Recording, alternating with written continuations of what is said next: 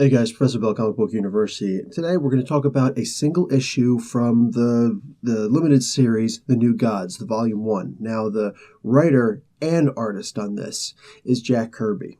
All right, we're going to talk about this mostly because of the Steppenwolf issue, his part in the New Gods War, that not the original war, but the second war, the much larger war that happened long before the final war. All right, so again, this is going to be New Gods issue number 7. And March of 1972 is when this came out. The inker on this, who is also partially responsible for the cover, we got Mike Royer, and on inks is Ben Oda. So this is, here, just a real quick heads up. Some of the names in this are going to be really weird. Like, I know that Stan Lee has come up with some really weird names before in the past, but they're names that are pretty easy to come along, you know, like the Ultimate Nullifier and all sorts of things like that. If that was actually him who came up with that idea. Sorry.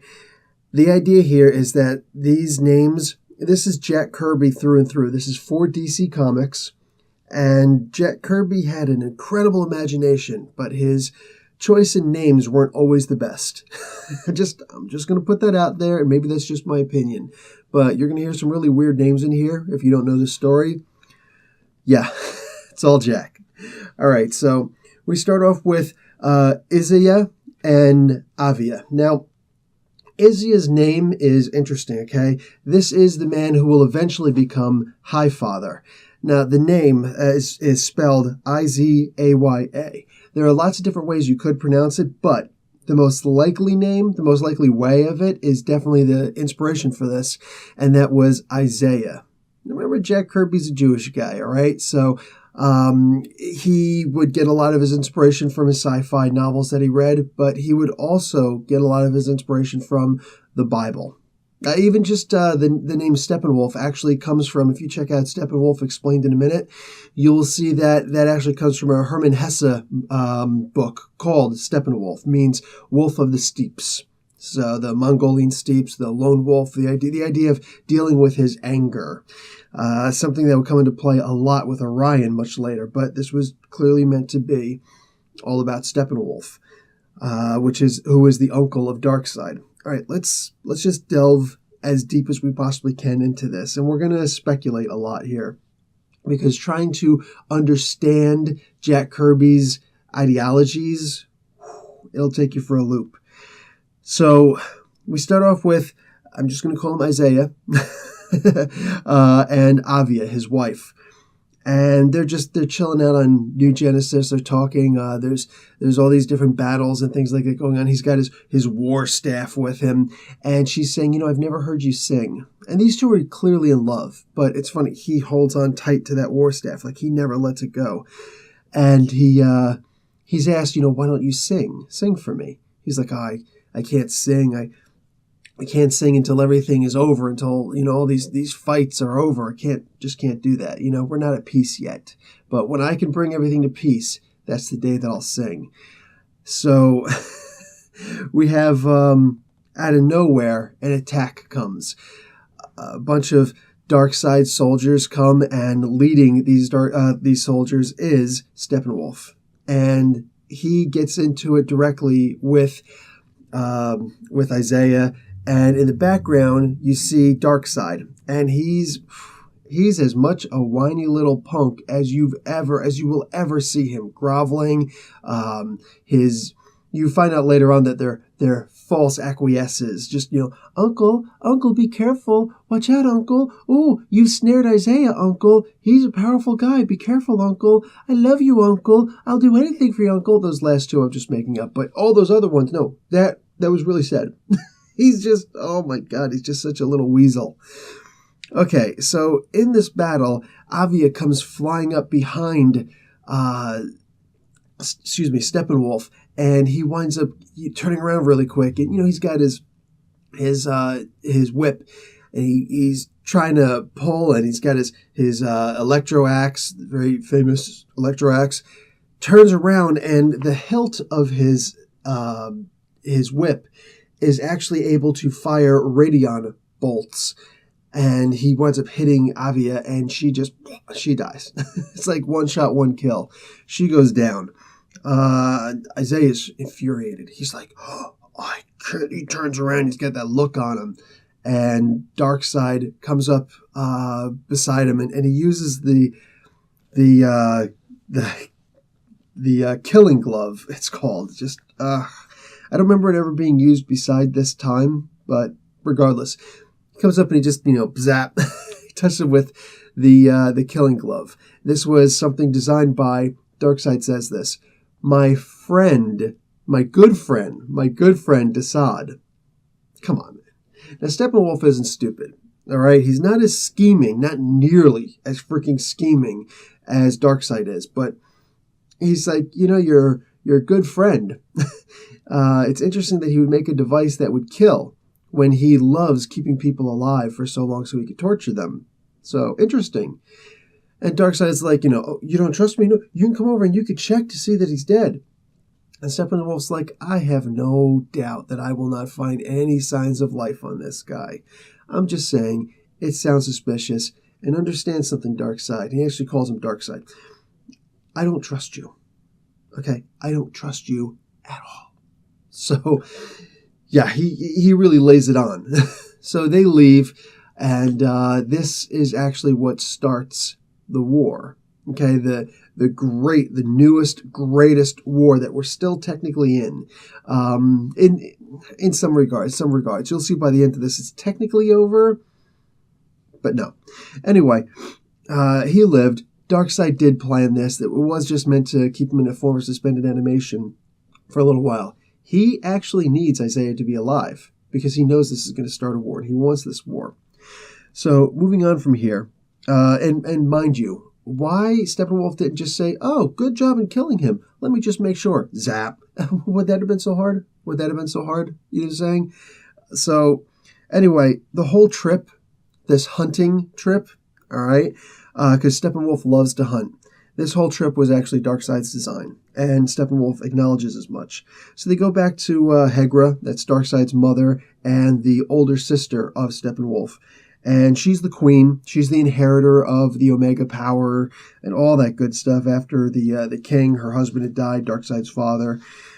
So Darkseid spent some time with the engineers because he and his sister, Steppenwolf and his sister are bitter. You know what I'm saying? They're from Apokolips. They're evil. You know what I'm saying? But they're bitter with each other. She's like, I'm the queen now. You better watch your mouth. I'm not somebody you can mess around with. You better call me your queen.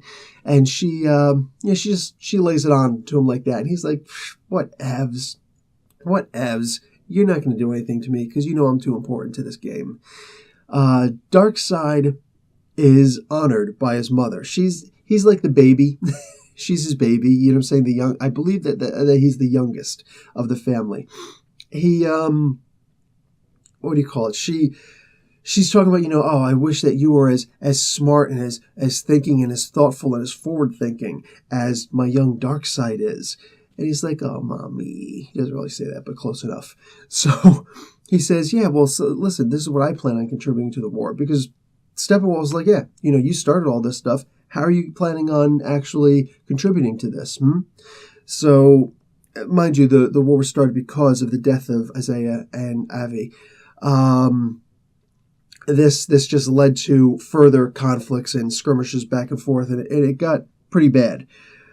But that was all implied. Anyway, so he says, I've been hanging out with the engineers. He says technicians, but it was engineers. And they wound up discovering, quite by accident, this X element, we're going to call it. Now, this is actually what powers the boom tubes. Now, mind you, the boom tubes didn't exist at this time.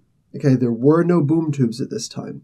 So this is what powers the boom tubes in the future so that they could teleport back and forth. So it powers the mother boxes, I should say, to allow the mother boxes to perform the boom tubes.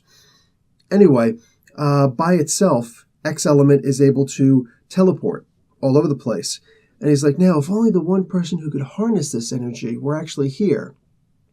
All of a sudden, Boom, Metron pops in. Now, Metron has never associated himself with either Apokolips or New Genesis, neither the old gods nor the new. I know it sounds like a Game of Thrones reference. Understand where that came from. It came from this. All right, it came from Jack Kirby's work. Excuse me. And J.R.R. Martin has no problem acknowledging that. He was a huge comic book, still is, a huge comic book fan. So anyway, he shows up and he demands the X element. It was promised to him by Darkseid. They had a secret meeting where he's like, all right, listen, we found this stuff and I'm willing to, give you as much of this as you need, but you need to be able to help us out. He says, here's the deal. I want you to basically make us these teleportational devices. No, this is not the mother box. It's long before that. He just calls it the matter threshold. All right, so with this matter threshold, they're able to basically boom into, over here, over there, wherever they want to go. So they could send whole armies to just appear out of nowhere right in front of an enemy encampment. Wow.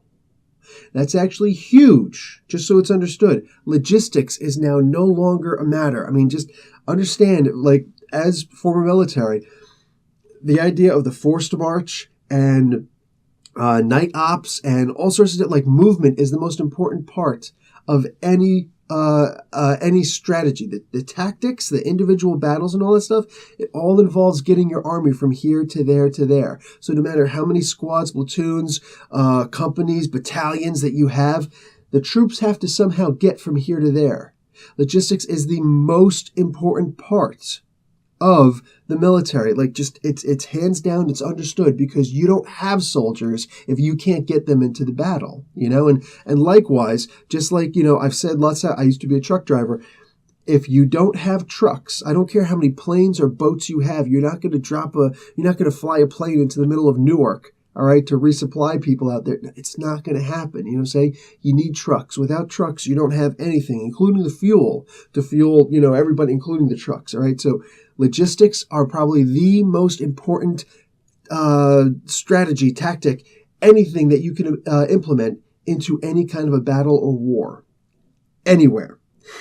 And what he just did was he's able to, it's kind of like folding time and space. You know what I'm saying? He folds space to cut time completely out of the equation.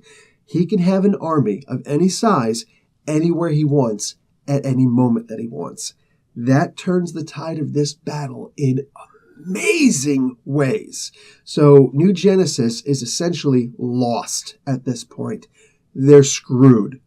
So, and the reason why Mobius is doing this, because he doesn't take a side. He doesn't take any sides. He's all about the courtesy and blah, blah, blah, blah. But he's more about, he wants to create his Mobius chair.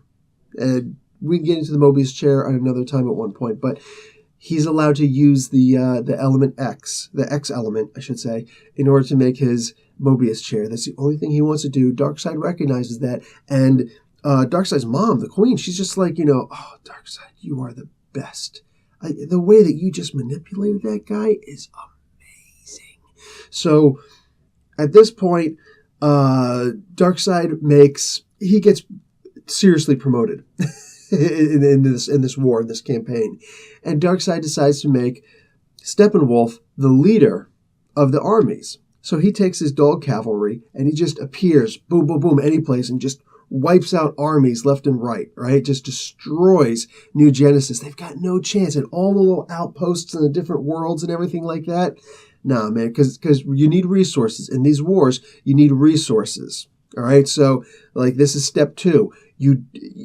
The purpose of the logistics is not just to move people, it's also to move the resources.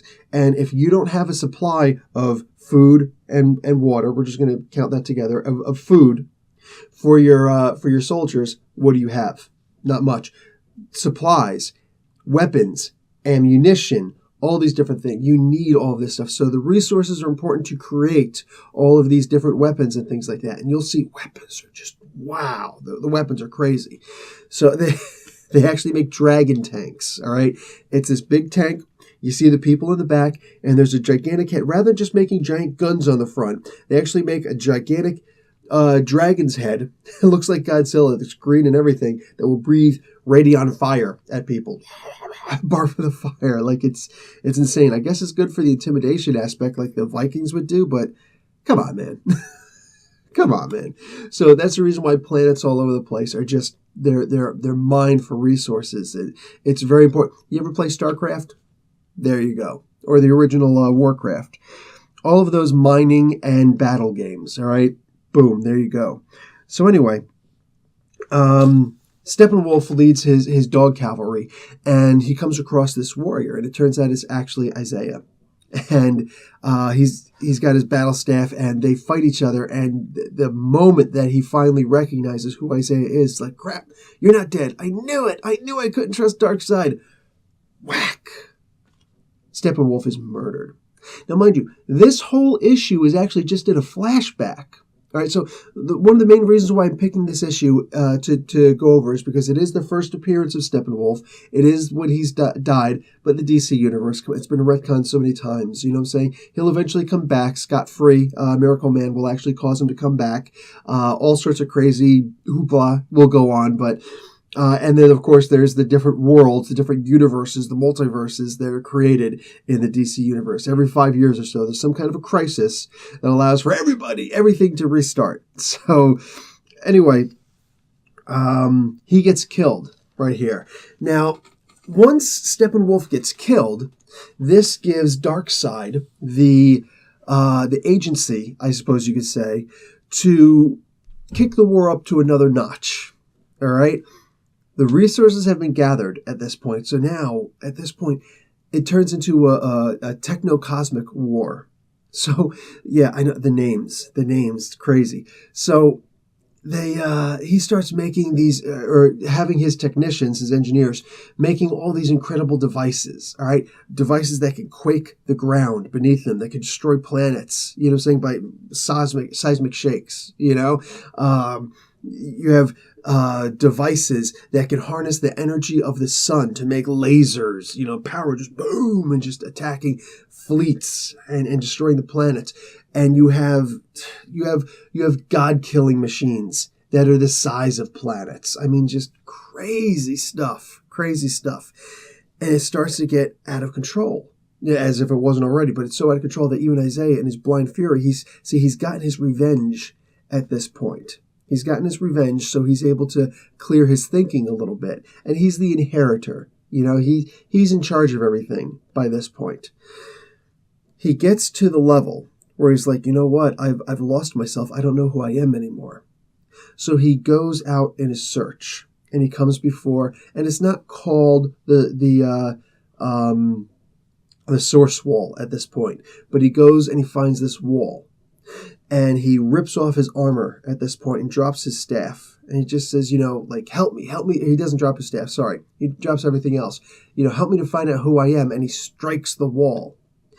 Before him, on the wall, a hand appears. And it writes the name, The Source, on it. Now, you wouldn't actually get the name, The Source Wall, until X-Men Teen Titans. All right, that crossover over there. And you'd find out a whole lot more, and that was Walt Simonson. God bless your soul, sir. Just all these other things would eventually come up. But here, this is supposed to be the barrier, all right, between the source, which is the source of everything. This is actually a pretty cool name. It's basically God, but above that, the source of the gods. They're the ones who decided, okay, the old gods, wiping you guys out. We're going to make the new gods. Oh, and you know, that was the third world. This is the fourth world. So this is Jack Kirby's fourth world universe. Anyway, so this was where this all happened. And this is where you'd find out much later that he was given his Staff of Wonder. All right, his Wonder Staff. That's what it's called. The names, man, the names. So he's given his Wonder Staff in place of his Battle Staff, his War Staff. So he trades one staff for the other. And this is biblical, man. Like, this is, like, the staff is very important. The staff, you know, of Moses and the staff of Abraham, the staff of Jacob, all these different characters. They've all had some kind of a shepherd staff. They even showed Jesus with, like, a shepherd staff. You know what I'm saying? Okay, so at this point, Highfather gets his new Wonder Staff. And he moves on, and he's decided, you know what? I need to turn a new leaf. I need to sue for peace. So he tries to make some kind of a peace deal. Now, the only reason why Darkseid agrees to this is because Darkseid needs time. It's very loose, whatever. He needs time to develop what he's going to do to make his plans. Like if he's constantly leading new technologies and all this stuff to just destroy and kill and try, because this war is going nowhere. He apparently expected the war to go a lot better than he did. But regardless, he gets to the point where he says, fine, we'll allow this peace. And that's when the trading of the sons happens. Highfather gives over scot-free his son. In this, he's a little bit older than a baby. He's got hair and all that stuff, but whatever. He gives him over, and Granny Goodness actually gives him the name Scot-Free in this particular case. So there was no name for the child. Much later on, like I think it was the New 52, he's just got the name Scott, and he says, no, I will be free, so I'll be called Scot-Free. A whole bunch of different things, and that's Miracle Man, in case you're anybody who doesn't know. So this is the direct son of Highfather. At the same time, Darkseid's son, who will be called Orion, he's wild, and he's never even met Darkseid. He's never even met his father. So he starts thinking, like, oh, Highfather must be my father. But he, hides a knife, and he's ready to kill. But Highfather's like, take my hand, son.